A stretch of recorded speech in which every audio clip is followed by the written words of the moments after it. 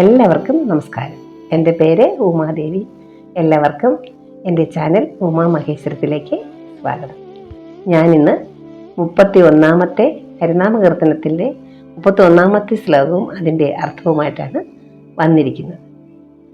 ഗർവിച്ചു വന്നൊരു ജരാസന്ധനോടു യുധി, ചൊവ്വോടെ നിൽപ്പതിന് പോരാ നിനക്കു ബലം. ഔവാരി ദൗ ദഹനബാണം തൊടുത്തത്, തെളിപ്പിപ്പതിനു മതി നാരായണായ നമ. യുദ്ധത്തിൽ അഹങ്കാരത്തോടെ വന്ന് എതിരിട്ട ജരാസന്ധൻ എന്ന രാജാവിനോട് നേരിട്ട് നിന്ന് യുദ്ധം ചെയ്യാൻ അല്ലയോ ഭഗവാനെ അങ്ങയ്ക്ക് ബലമില്ലാതെ പിന്തിരിയേണ്ടി വന്നു. എന്നാൽ മറുകര കാണാനില്ലാത്ത സമുദ്രത്തിൽ ആഗ്നേയാസ്ത്രം പ്രയോഗിച്ച് ആ സമുദ്രത്തെ മുഴുവൻ തിളപ്പിച്ച് ഇളക്കി മറിക്കുന്നതിന് അങ്ങേക്ക് ബലമുണ്ട്. എന്തൊരാശ്ചര്യം! നാരായണനായിക്കൊണ്ട് നമസ്കാരം. ഇതിലെ ആദ്യത്തെ 2 വരികൾ, അതായത് ഗർവിച്ചു വന്നൊരു ജരാസന്ധനോട് യുധി, ചൊവ്വോടെ നിൽപ്പതിന് പോരാ നിനക്കു ബലം, അതും ഭാഗവത കഥയിലെ ഭാഗമാണ് ഇവിടെ പറയുന്നത്. അതായത് ജരാസന്ധ യുദ്ധം. ജരാസന്ധൻ എന്ന് പറയുന്ന രാക്ഷസ രാജാവ് പരമ പരാക്രമശാലിയും ആർക്കും തോൽപ്പിക്കാൻ കഴിയാത്ത ആളുമാണ്. പക്ഷേ ഇവിടെ പറയുന്നത് കേട്ടുള്ളൂ, ഒരു കഥയാണ്. മഗധ രാജാവാണ് ജരാസന്ധൻ. ജരാസന്ധന്റെ പിതാവിന് 2 ഭാര്യമാരുണ്ടായിരുന്നു. സന്തതിയില്ലാതെ ദുഃഖിതനായി കഴിയവേ രാജാവിന് ഭൃഗുമുനി ഒരു മാമ്പഴം സമ്മാനിച്ചു. രാജാവ് മാമ്പഴം 2ആയി പകുത്ത് 2 ഭാര്യമാർക്ക് നൽകി. തുടർന്ന് ഗർഭം ധരിച്ച ഭാര്യമാർ കുഞ്ഞിന്റെ പപ്പാതി ദേഹങ്ങളെ പ്രസവിച്ചു. നിരാശനായ രാജാവ് ദേഹങ്ങളെ പുറത്തു കളഞ്ഞു. അപ്പോൾ ജര എന്ന പിശാചി ആ ദേഹങ്ങളെ യോജിപ്പിച്ചു. അങ്ങനെയാണ് ജരാസന്ധൻ ഉണ്ടായത്. ബലവാനായ ജരാസന്ധൻ നിരവധി രാജാക്കന്മാരെ കീഴടക്കി കാരാഗൃഹത്തിൽ ബന്ധിച്ചു. ജരാസന്ധന്റെ മകളെയാണ് കംസൻ വിവാഹം ചെയ്യുന്നത്. കൃഷ്ണൻ കംസനെ വധിച്ചതോടുകൂടി ജരാസന്ധന് കൃഷ്ണനോട് കോപമായി. തുടർന്ന് 23 അക്ഷോഹിണി പടയോടുകൂടി ജരാസന്ധൻ യദുരാജധാനിയായ മധുരാപുരിയെ വളഞ്ഞു. കൃഷ്ണനാകട്ടെ സൈന്യത്തെ മുഴുവൻ നശിപ്പിച്ച ശേഷം രാജാവിനെ മടക്കി അയച്ചു. ഇങ്ങനെ 17 പ്രാവശ്യം സംഭവിച്ചു. 18-ാം പ്രാവശ്യം ജരാസന്ധൻ യവന രാജാവിന്റെ സഹായത്തോടെ വീണ്ടും മധുരാപുരിയെ വളഞ്ഞു.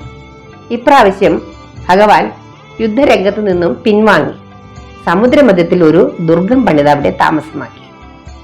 ദുർഗം എന്ന് പറഞ്ഞ കൊട്ടാരത്തെയാണ്. ആ ദുർഗമാണ് ദ്വാരക.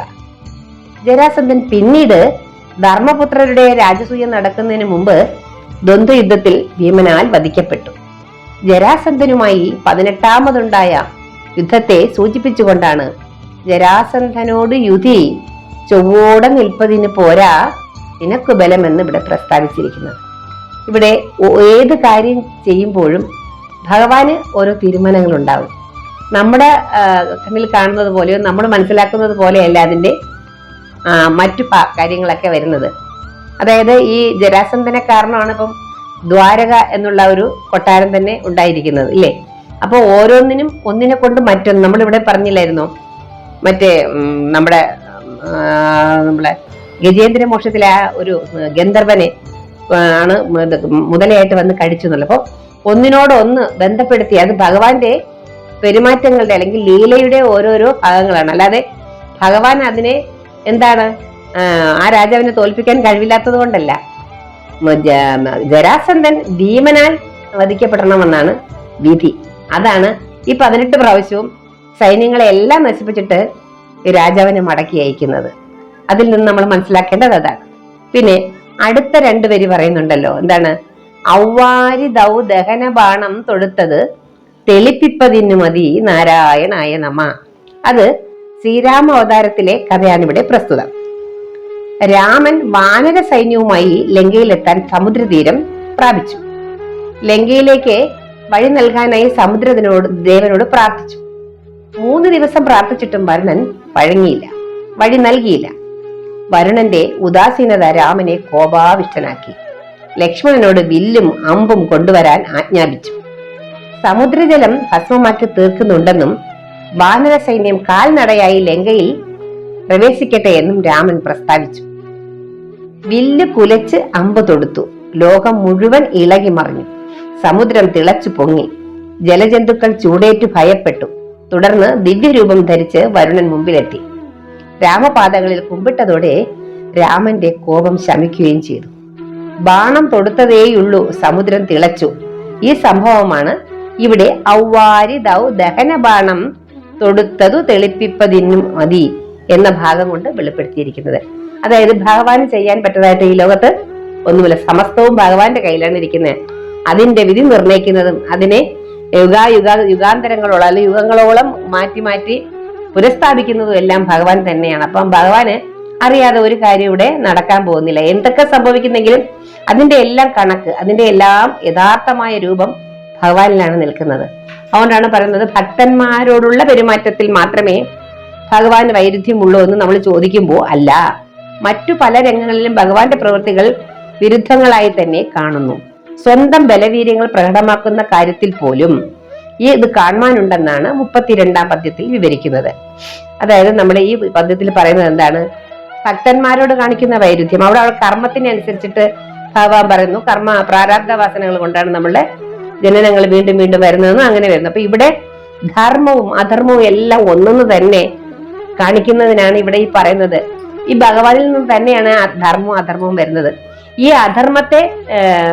ധർമ്മത്തെ രക്ഷിക്കാനാണ്, അധർമ്മത്തെ മാറ്റി ധർമ്മത്തെ രക്ഷിക്കാനാണ് ഈ രണ്ട് തസ്തികൾ. നമ്മളിപ്പോ അതായത് ഭഗവാൻ പരബ്രഹ്മത്തിന്റെ അംശമായ ജീവാത്മാവ്, ഈ ജീവാത്മാവും പരമാത്മാവും രണ്ടായിട്ട് നിൽക്കുന്ന ഒരു അവസ്ഥയിലാണ് നമുക്ക് എല്ലാം രണ്ടെന്നൊക്കെ തോന്നുന്നത്. ഭഗവാന്റേതായ ആ ജീവന്റെ അംശം എല്ലാ പ്രക്രിയകളും കഴിയുന്ന അതിന്റെ ബ്രഹ്മപ്രാപ്തിയിലേക്ക് എത്തുമ്പോൾ ഇതെല്ലാം ഒന്നായി മാറും. അവിടെ ധർമാധർമ്മങ്ങളില്ല, രാപകലില്ല, സത്യമിഥ്യകളില്ല, ഇതൊന്നും അവിടെ ഉണ്ടാവുന്നില്ല. ഇതെല്ലാം ഒന്നാണ്. സാഹചര്യങ്ങൾക്കും അവസരങ്ങൾക്കും അനുസരിച്ച് ഭഗവാൻ എന്താക്കുന്നു, അതിനെയെല്ലാം ഓരോരോ ലീലകളാക്കി മാറ്റിയെടുക്കുകയാണ്. അതാണ് ഇവിടെ ഭഗവാൻ ആരോടും പക്ഷാഭേദമില്ല എന്ന് പറയുന്നു. പിന്നെ അധർമ്മിയാണെങ്കിലും ധർമ്മിയാണെങ്കിലും അവരെ എല്ലാവരെയും ഒരുപോലെയാണ് ഭഗവാൻ കാണുന്നത്. പക്ഷേ അവനവന്റെ പ്രവൃത്തികൾക്കനുസരിച്ചാണ്, അവനവന്റെ ആ ഒരു കർമ്മം കൊണ്ട് തന്നെയാണ് ഇവിടെ ഈ വൈരുദ്ധ്യങ്ങളെല്ലാം ഉണ്ടായിക്കൊണ്ടിരിക്കുന്നത്. അതിനും കാരണം ഭഗവാൻ തന്നെയാണ് എന്നാണ് ഈ വരികളിലൂടെ നമ്മുടെ ആചാര്യനായ തുഞ്ചത്ത് എഴുത്തച്ഛൻ നമ്മളോട് മനസ്സിലാക്കി തരുന്നത്. എല്ലാവർക്കും ന്യൂ ഇയർ ആശംസകൾ. 2026 എല്ലാവർക്കും എല്ലാ രീതിയിലും സമ്പൽ സമൃദ്ധിയും ഐശ്വര്യവും ഈശ്വരനാമ സങ്കീർത്തനത്തിലുള്ള വഴിയൊരുക്കലും നമ്മെ തിരിച്ചറിയാനുള്ള എല്ലാ കാര്യങ്ങളും മനസ്സിലാക്കാനുമുള്ള അവസരങ്ങളെല്ലാം ഗുരുവായൂരപ്പൻ നൽകട്ടെ എന്ന് ഞാൻ പ്രാർത്ഥിക്കുന്നു. അടുത്ത ശ്ലോകവുമായി ഞാൻ അടുത്ത ആഴ്ച വരുന്നതാണ്. നാളെ വൈകുണ്ഠ ഏകാദശിയാണ്. ഏകാദശി എടുത്തു തുടങ്ങിയിട്ടില്ലാത്തവരെല്ലാം എടുക്കൂ.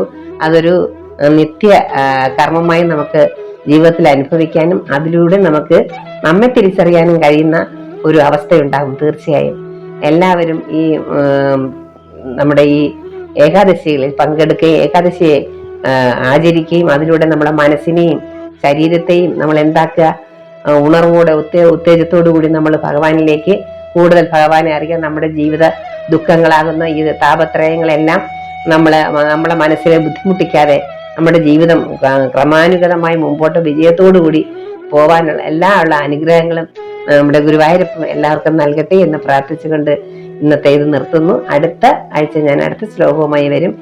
നന്ദി, നമസ്കാരം. ഹരേ ഗുരുവായൂരപ്പ. രാധേ രാധേശ്യ. നാരായണായ നമ നാരായണായ നമ നാരായണായ നമ നാരായണ നാരായണ സകല സന്താപനാശന ജഗന്നാഥ വിഷ്ണു ഹരി നാരായണായ നമ. ഗർവിച്ചു വന്നൊരു ജരാസന്ധനോടു യുധി ചൊവ്വോട നിൽപ്പതിനു പോരാ നിനക്കു ബലം. ഔവാരിദൗദഹന ബാണം തൊടുത്തതു തെളിപ്പിപ്പതിന്നു മതി. നാരായണായ നമ നാരായണായ നമ നാരായണായ നമ നാരായണായ നമ നാരായണ നാരായണ സകല സന്താപനാശന ജഗന്നാഥ വിഷ്ണു ഹരി നാരായണായ നമ.